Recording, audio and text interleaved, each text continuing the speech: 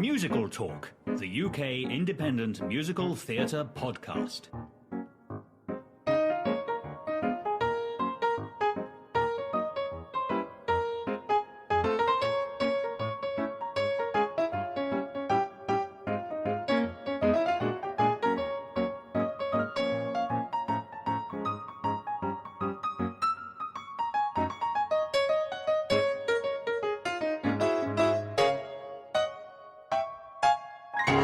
Hello, my name is Nick Hudson and I am sitting in a building that means more to me than any other theatre in London.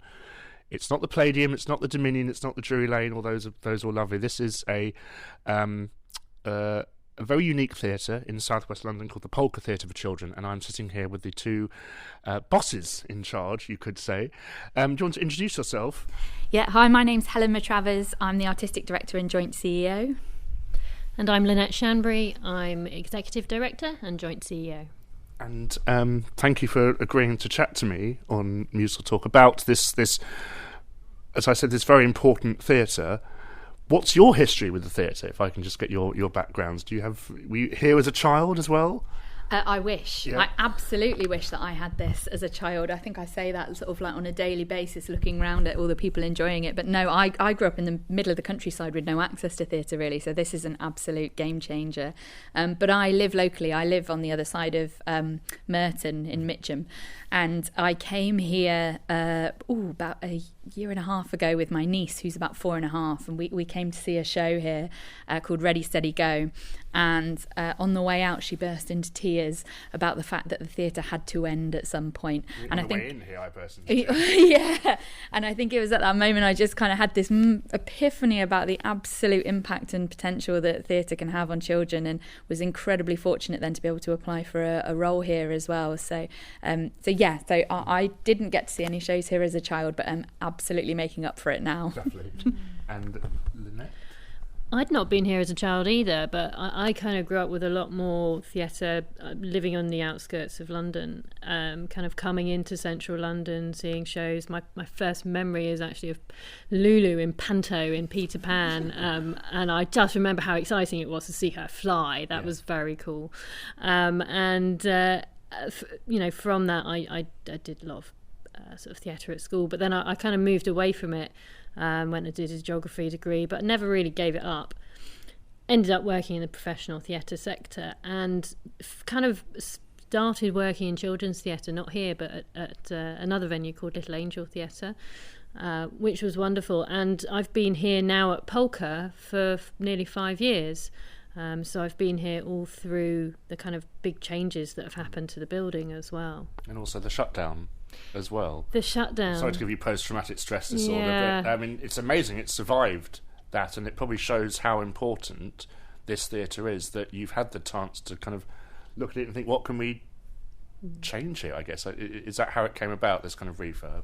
Yeah, I mean, the refurbishment to the theatre took about 15 years from planning, inception to delivery. We're so slow in this country. Yeah. I mean, it just took so long because, I mean, apart from anything, raising £9 million is not easy for a charity of our size. We're pretty small in building and sort of, theatre terms. But it actually was really well timed because we closed in February 2019 for the redevelopment, finally got the green light, got the funding in place. And then a year later, COVID hit. So we were actually closed when COVID hit. So we were already in this kind of position where we were not doing shows, and we had a very different team of staff members who were here really to see through the redevelopment. So what it did do is it had a huge impact in terms of slowing down the redevelopment. It, added probably another year onto that project. But it did mean that we didn't fall off this cliff edge of suddenly closing our doors without any notice. Schools yeah. And things, yeah. When we reopened in August 2021, the big challenge was that everyone was reopening at the same time. Everyone was trying to get back on track. We were all trying to reassure audiences that it was safe to come to the theatre, that theatre is beneficial for your health, mental health. We all know that the wonders of sitting in a a theatre and having a shared experience of storytelling to make us feel good about the world and to explore the world as it exists and the issues that we're facing. And especially for children as well, and to take them away from the world. That's what theatre can do. Yeah, absolutely. Theatre is a space where you can lose yourself in a imaginative and creative story. You can see new horizons and aspire to different things for your life. You can explore big subjects, and we don't shy away from big subjects here at Polka. It's really important. Children are not just here to be sort of see happy clappy entertainment, although it's really important we have fun.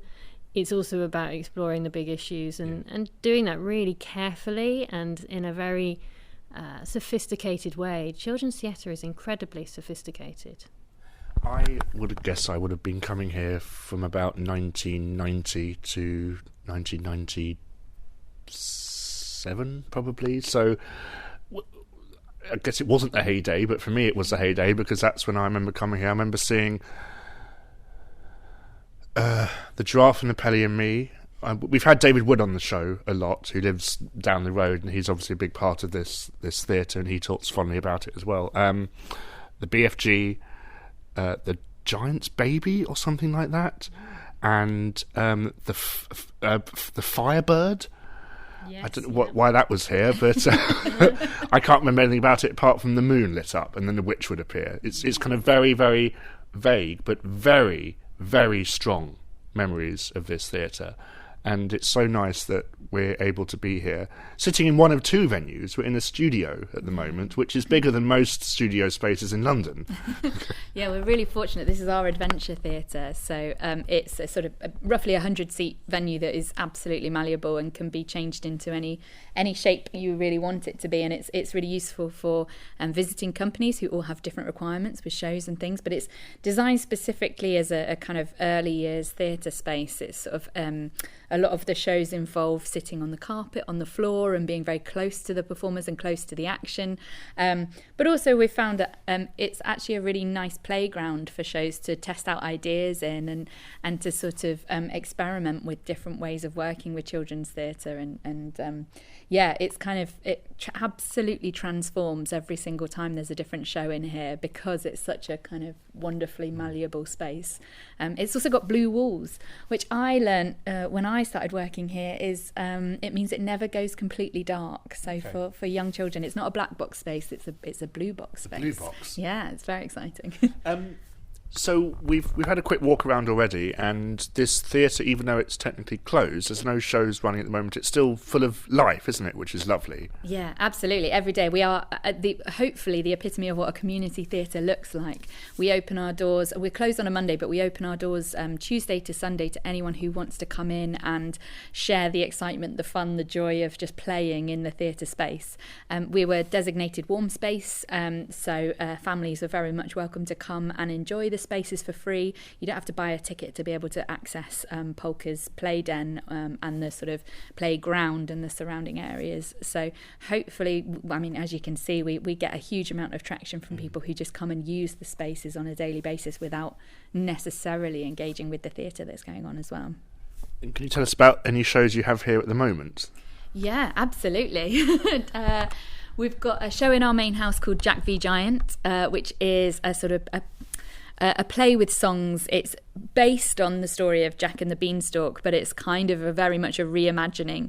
Jack is a young girl whose dad is a miner, and the gold mine has run out of gold because there's a very greedy man who lives at the top of the beanstalk who has stolen all of the gold. So Jack has to... Capitalism message at its finest. Well, it's a really fun twist on the original story. It's got beautiful songs in it by Barb Younger. It's written by Barb and Pete Glanville, who was the artistic director, who's just left. And it's got beautiful design by Laura McEwen and Aaron Dootson. and lovely puppetry as well. And it just kind of tells the story of a young girl on a mission, which I think is a really important mission and an important story to tell at the moment. So we're getting wonderful houses for that in our main house, and lots of singing on the way out of Jack v the Giant I Won, lots of shouts of that, which is lovely to hear.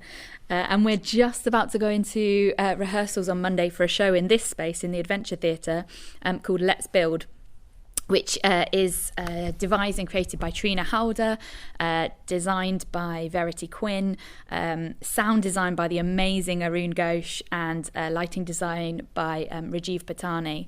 And it invites 2 to 5-year-olds to become town planners and architects of the future. We're asking them to imagine a built space that can be made of any material in the world and can be any shape or any size.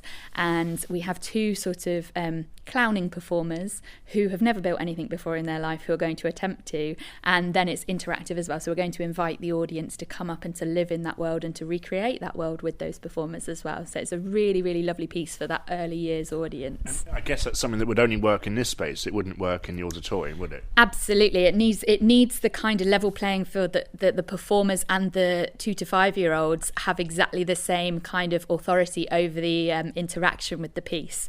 So they very much feel like they can build the world around them. So yeah, it's a really exciting piece for us, and I just think there'll be some hard hats involved, I'm sure, along the way. Good. And you're excited about this project? So anything else coming up in the future that you're aware of?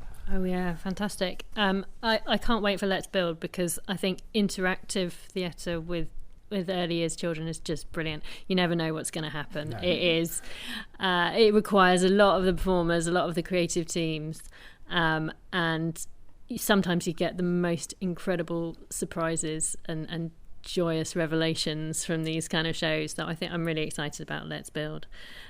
We've got so many other shows coming up.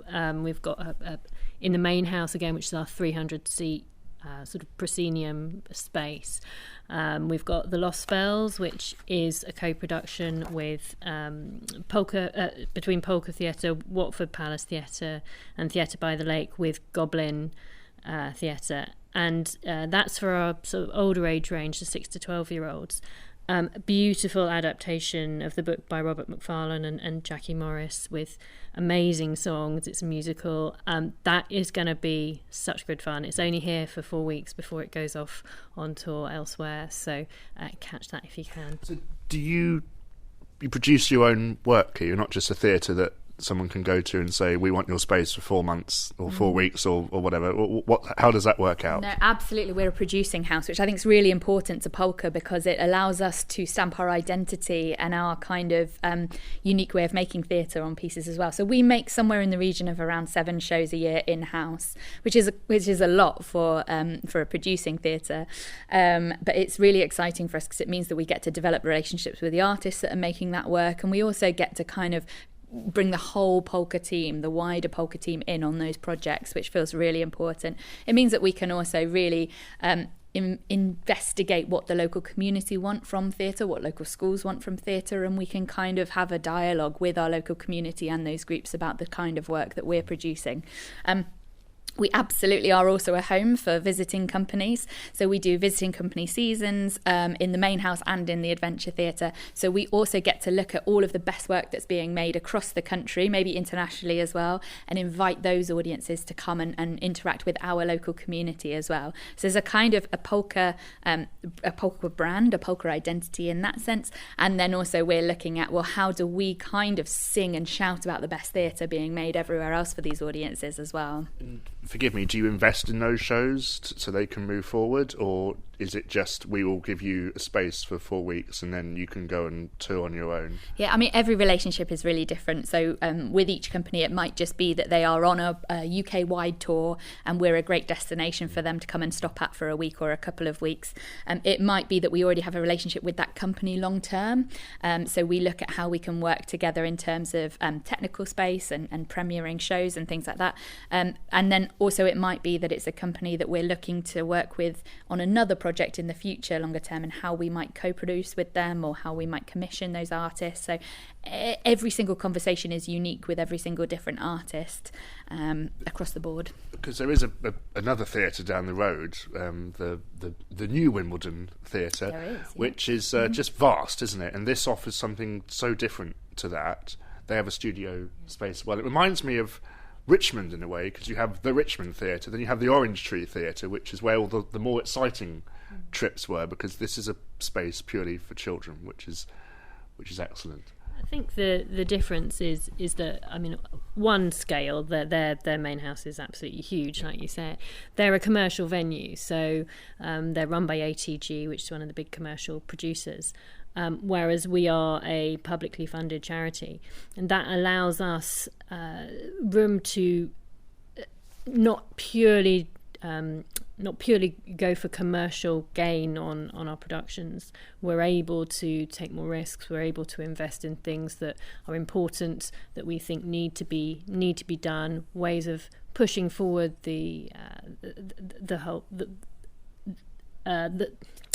ways of pushing forward children's theatre. Whereas I think the point is that there's room for both. You know, it's fantastic that we've got New Wimbledon down the road, and they bring in totally different shows to what we'd be able to put on here, and vice versa. Yeah. So it's about that ecology of theatres in an area that allow people to have so much choice, and therefore are able to experience different types of work at different points in their lives when they need it. The human geography degree is coming out here, talking about the ecology of theatres. It's lovely, and it really puts Wimbledon on the map. And when I think of Wimbledon, I still think of this theatre. So the noise you're hearing now is the kind of play den for children, isn't it? And we were just chatting about this before we started to record, and it's. Tell us about the design of this. Yeah, absolutely. So the space is designed by a theatre designer called Laura McEwen, who is actually the set and costume designer for our current show in the main house, Jack v Giant, and it's absolutely designed with children in mind at every single level. So you'll notice that, for example, the carpet, the design of the carpet ties in with the facade of the building. It's really bright, it's really colourful. There's this kind of river-like motion that comes through the middle, which ties together the two external spaces, and everything is kind of interactive at child height. So we've got this amazing lighthouse with dioramas inside it. We've got these dioramas on the wall that are kind of these children's tales, and it's just a really colourful, alive space that the community are welcome to come and kind of play around in and use at any time. Yeah. Before shows, during shows, and after shows, and any time. Yeah, definitely. Sort of Tuesday to Sunday, anyone is welcome to come and use these spaces. We've got a reading corner, drawing corner, fancy dress corner. So there's really something like interactive for everyone to do if they come in. They play in the space. We have a lovely cafe as well, and we do get a coffee there. It's quite good, isn't it? And we do get people who come in just on a Tuesday to meet up with friends. You know, regular groups of people. It's lovely to see that, because it means we're a proper community hub. Yeah. And it's so nice. I mean, the Theatre Royal Drury Lane has obviously started doing that now, and you wonder, why don't all theatres just open? And they have bar facilities. People like to go and, especially if you're in town, you know, it just makes sense, doesn't it? It does. I mean, it's brilliant. I think the reason, to be really blunt, is money, because it costs a lot of money to run this space, and we had to think really hard about staying open 6 days a week with energy prices as they are. We feel it's really important, and we're lucky that we've got quite a lot of supportive funders behind us to be able to do that. But it's hard. I mean, our energy bills have gone up by 300%. So we've made that choice, and we want to stick to it. But that is the reason a lot of theatres find it difficult. It's the reality. Well, it's a Tuesday at some time in the afternoon, and it's full of life here, so it's obviously working out. Yeah, and it's amazing. We have no shows on today, so this is There is a show. It's going on all around us. Well, yeah. Life is a show. I should say we have an incredible creative learning team as well, who do workshops. They do kind of baby classes, lots of different after-school clubs and things. So there's a huge amount of engagement with local people who go to those things as well. But today we don't have any shows on, so the audience that you can see around us are purely engaging with the play space, which is really, really lovely. And I'm one of them. I want to see this theatre again, so let's make our way there. And again, thank you so much for this. Fabulous. Then we made our way into the auditorium, and I was so excited I forgot to press record. But when I did press record, we were talking about the seats in the auditorium that have been replaced in the refurb. But we redid all the seats during the redevelopment, and I mean, Helen was talking before about how important it was that everything was designed around the children, and that goes for the functional elements as well. So that the seats are slightly smaller, so that they're comfortable. There's no arms, so you can snuggle up to your parent.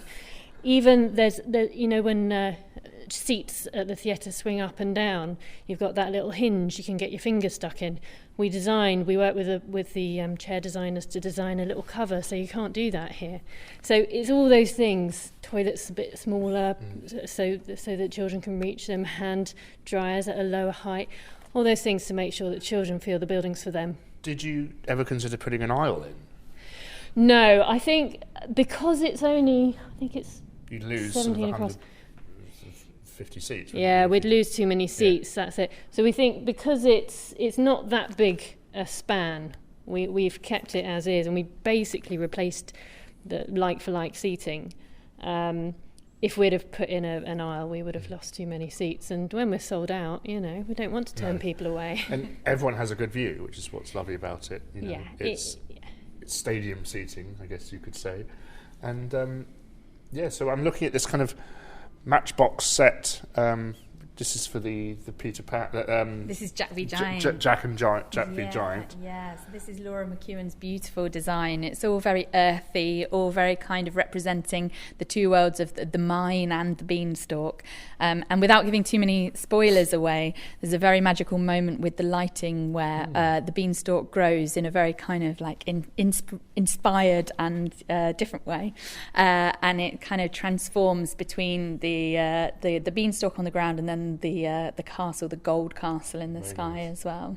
I saw the Palladium pantomime of Jack and the Beanstalk over Christmas. That had like a beanstalk that grew their up. beanstalk grew out of the floor in the audience. Yes. If only we could manage, a huge beanstalk. Yeah, that's very impressive. But I mean, I love the fact I remember these lights, the house lights. They haven't changed at all. Yeah, beautiful, have they? aren't they? Yeah. And I remember sitting. I always seemed to sit down there, sort of to the left of the audience. That was where I was, and it was so exciting just coming into this theatre because of course, it seems a lot smaller now, but when I was tiny, it seemed massive. Yeah. And it's just absolutely amazing to be here. And I think we're very keen and conscious that the ambition and the scale of the work on stage is like the highest quality that it can be, so that as a child you're getting the same value and the same amazing, inspiring experience than you would of an adult going to an adult piece of theatre.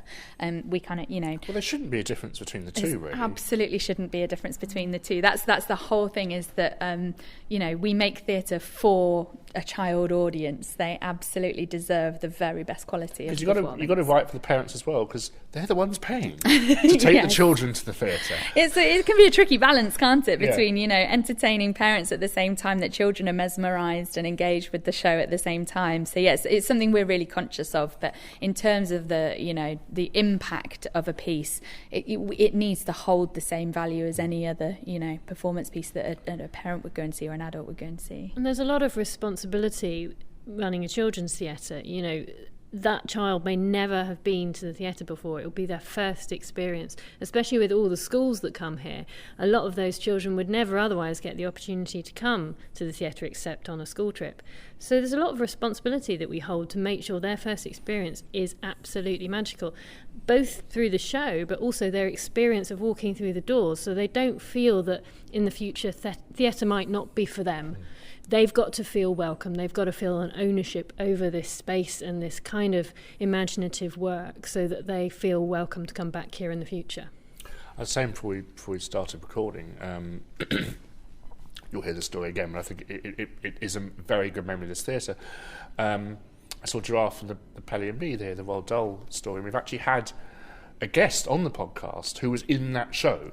Playing the child, called Lawrence Owen, who's now he does podcasts as well and stuff. So hello, Lawrence, if you're listening. But he that show mentioned the school group, the school that I was going to with that group on stage, and I was just blown away. Yeah, you know, school trips are really, really important, and schools are finding it really challenging at the moment to do anything other than keep the basics going. They're facing a lot of funding challenges, a lot of teacher shortages, and we know what's going on with teacher strikes at the moment, and it's hard for everyone. We want to make sure that the schools are really welcome here. We run a programme called Curtain Up as well, which is free tickets to schools that otherwise just wouldn't be able to get here. And that is, we've tripled that in the last year because we've seen the need for it. We've seen how schools are struggling and teachers are struggling, and we want to support them to still have these amazing experiences that give children creative opportunities. Yeah, I mean, just echoing everything that Lynette said, I think there's something really magical about a school trip that needs to be memorable. And, as part of our Christmas show this year, we did a joke writing competition, and there was a winner. I can't remember the name of the school, which is awful of me, but the winning joke was then told on stage every single time as part of the performance. And I just think if I'd been that child that had got the chance to write that joke and have that moment, I think it's such a magical and memorable experience. And like you say, it's still with you today. I thought Roald Dahl knew my school and yeah. put it into the book. But isn't that magical? That's fantastic. And I think if we can kind of tailor experiences to schools that mean that they feel like they're really integrated in polka and are invested in what we do as well, then we secure those relationships for the long term as well. And it started off, we'll talk about this more next week, but it started off as a puppet theatre, didn't it? Yes, so Richard Gill and Elizabeth, who set up the theatre, they had a very strong passion for puppetry. So there was a lot of puppetry, and puppetry is still very fundamental to a lot of our work. And that there were puppets on display. There was a teddy bear display in the main foyer as well for many, many years. So it's gone through a lot of evolution over time. And now we're looking ahead to the future and kind of what the next phase of children's theatre is really. You've got to remain relevant. You've got to remain of value to the children and the era in which you're working. And so that's our challenge as well. We've got to make sure children still want to come here. When I was here, this theatre had two speakers, one on the left and one on the right, and now there's a couple more. How has the technology changed for the shows over the years, if this is the right question to ask either of you? Gosh. We need our head of production here to answer that. I mean, as with all theatre, I think ambition grows over time. So whether that's in use of projection and AV, whether that's in sound quality, whether it's in I don't even know, even the basics of the kit that we use in terms of, LEDs and cost-saving stuff. And I just think naturally everything will keep evolving. And I'm sure, even over the next couple of years, we'll get artists. And the brilliant thing about artists is that they come in with all these huge ideas that we then go, well, let's see, can we do that? Can we make that It looks work? like this is a Revolve we're looking at. I wish it were. Yeah. that would be lovely, wouldn't it? If we can fundraise to put a Revolve in on this stage, that would be fantastic. There's quite a few traps underneath, which is very exciting as well. But we have a huge amount of depth as a playing space and not a lot of height. So we also have to work with designers who are really creatively thinking about how we can best then use the space so that it becomes really dynamic. But unfortunately, we can't kind of fly people in from above the head. Not yet. Yeah, that's the next phase. That's the next. Lots of steel beams here, so who knows what's possible. But yeah, so lovely to be here, and I'm not speechless, but it's just kind of this warmth of nostalgia has just poured over me just by standing here. So, but we'll go on to whatever you wish to show me next. Yeah. So we've walked through many corridors, and I'm now in a very beautiful and probably enviable rehearsal space. Compared to the one I was in last week in Fulham, this is much nicer. This is the Nest. This is our rehearsal and community space. And this is the big game changer for us in terms of the capital redevelopment project, because we never had a rehearsal space on site before. We used to ship everything down the road to the local church hall, and oh my God, it was a nightmare. Now we've got this amazing rehearsal space in the building right next to the theatre spaces for companies, and when it's not in use for rehearsals, it can be used for all our creative learning workshops, for schools activities, for private hires. We have birthday parties in here. We have got a bar mitzvah coming up, I think. It really is a community centre, isn't it? It is. No, it is. It's more than a theatre, and I think that's really important, that we've been able to use the space for lots of different things. It's not in use today, amazingly. It's very rare it's not in use. But it's also fully riggable. Podcast studio. Yeah, that's it. It's our studio today. But it's also fully riggable, so we can run performances in here as well. So last summer we had our big Dreams Festival, and we had a performance in here, which was just fantastic. And again, another totally different space for companies to use and for us to use creatively. With these, my mind is ticking here, but with these white walls, you could do wonderful kind of projection mapped art installations in here or something like that, couldn't you? I think that's the wonderful thing about it, is it's a bit of a blank canvas. Like, all the things that Lynette said you can do in here are absolutely fantastic. Such a kind of like a changeable space. And as the polka evolves and we kind of evolve with the needs of the artists and the communities we're working with, we have this brilliant space that we can kind of look at the potential of as well. We feel very fortunate. And it's also accessible because we've put in a new lift so that we can get to all sort of levels of the building now, and a lot more kind of accessible toilets. The other thing that is accessible now is our main house stage, which you never used to be able to get to if you're a wheelchair user or had access needs. So now we can have performers, we can have participants on stage. Lovely. Who are wheelchair users or who have got access needs. Brilliant. And tell us more about that, because that's obviously something you're very proud of with this development, aren't you? Yeah, it was a really important part of the redevelopment to make sure the venue was much more physically accessible. There's now only a few places within the building that are not accessible, so you can get to office space, you can get to both performance spaces, here to the Nest, to the Claw Learning Studio. All of the ground floor is on one level, so you can get inside and outside very easily. We have an amazing team of volunteers here in our front of house team. We have a really important kind of community volunteering program, and we have a number of volunteers who have access needs, and it just means that they can come and be part of the team now, which in the past would have been a lot harder. So I'm really proud of the new accessibility of the building. I think it's a really key and vital important step forward for us. Yeah, I echo all of that. It throws open the doors to working with more artists, inviting more of the community in, as we've talked about, and also I think just it's exciting, the kind of opportunities that it throws up in terms of different projects and different ways that we can work with different people, and I think it's really important that was a key part of the redevelopment. It's a huge factor in pushing us forward as a theatre as well. It reminds me of the Lyric and Hammersmith. You didn't touch the main house, really, apart from putting new seating in, but everything else is built for the 21st century. Yes. And yet you've got this kind of time capsule, yeah, the beating heart of this space inside, and that's kind of the same, which is lovely. And that was really important when we did public consultation before the rebuild. There were a couple of key things that people wanted to see. One was the clock on the front of the building. They said you have to keep that, it's iconic. One of the others was the train carriage booths in our cafe, which a lot of children remember from when they were young. Yeah. And so we couldn't keep the originals because they were falling apart, but we've recreated them. Laura has designed new kind of representative carriages that people can sit in. So it's important we've taken on board what people want. And the access is incredibly important to make sure that we're reaching everyone.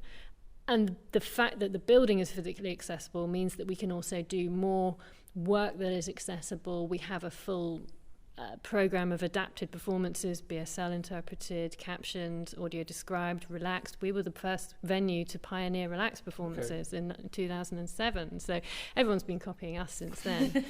So access is absolutely vital to us, and we're commissioning a lot more shows which have access at the heart of them. For example, our kind of ongoing relationship with Derby Theatre to create BSL-led work. Fascinating. That's really, really good. Out of the shows that you've seen come into this theatre, which one would you love to see come back and why? Well, that's tricky for us. So I have to sort of hold my hands up to being a fairly new polka person. So I've only been with the company since July last year. But even since then, I've seen some incredible pieces of work. I mean, our Christmas show in the main house, Crackers, was just a bundle of fun. It was really fun, a really great farce that just kind of had audiences in stitches. I have to say that the show that Lynette spoke about being in the Nest as part of Big Dreams last year was a play called We Touch, We Play, We Dance by Secondhand Dance. And it was, I think, even more impactful post-COVID, but it was a piece that allowed the audience to kind of come in and interact and play with the dancers on stage, and the interactions between the young children. I mean, it was incredibly emotive. I thought that was a really powerful and beautiful piece of theatre. I mean, every show is completely different as well, which I think is the key thing, is that there's always a different offer for a different age range. There's always a different offer in terms of genre or feel, or whether it's dance, whether it's musical, whether it's straight play, puppetry. I mean, we really are kind of like conscious of keeping the offer alive and keeping it really different, so that anyone who comes here feels like they see something that feels really connected for them. I think that's a key part of the programming is, we really want the difference in an age group between a 6-month-old and a 12-year-old is enormous, and I think we have to be incredibly conscious of that, and the maturity in the work that we make, but also the kind of sensitivities in the work that we make as well. So I couldn't pick a favourite show so far. Is the short answer to your question. You've had long to think about your answer. Oh no, it's really hard. I think one of the shows I loved the most was actually before I got here, and I think it's because it showed me how far you could push the boundaries of theatre for really young children. It was called Skitterbang Island. It was a co-production with another company, and it was an opera for early years children, so under 5s. And they were mesmerised, and I loved it, and it was a beautiful design, gorgeous puppets, incredible performances, and you just thought, who thought that opera could work for children under the age of 5? Well, it can. Why shouldn't it? And why shouldn't we be making sure that they've got access to every kind of different type of performance that they can? I'd love to hear more about that. That sounds fascinating. So we're now in the wardrobe department, and we were saying that what's so unique about a producing house is, like the National, you probably don't have an armoury, but you have this, don't you, which is amazing, isn't it? I wish we had an armoury. That would be a lot of fun. We have the wardrobe department. I think that's the magical thing about producing theatres. You have to have wardrobe. We've got an off-site workshop where we build sets. There's much more to it that people don't see behind the scenes. All they see is the end product, but there's so much that goes on behind the scenes. So many people involved, both members of Polka staff and a vast army of incredible freelancers. It takes a village, doesn't it? It takes an absolute village. And somewhere like this, the wardrobe department, I love coming in here because it's always cosy. There's always fun things to look at. There's new costumes being made and beautiful bright colours, and it's so much fun. Yeah.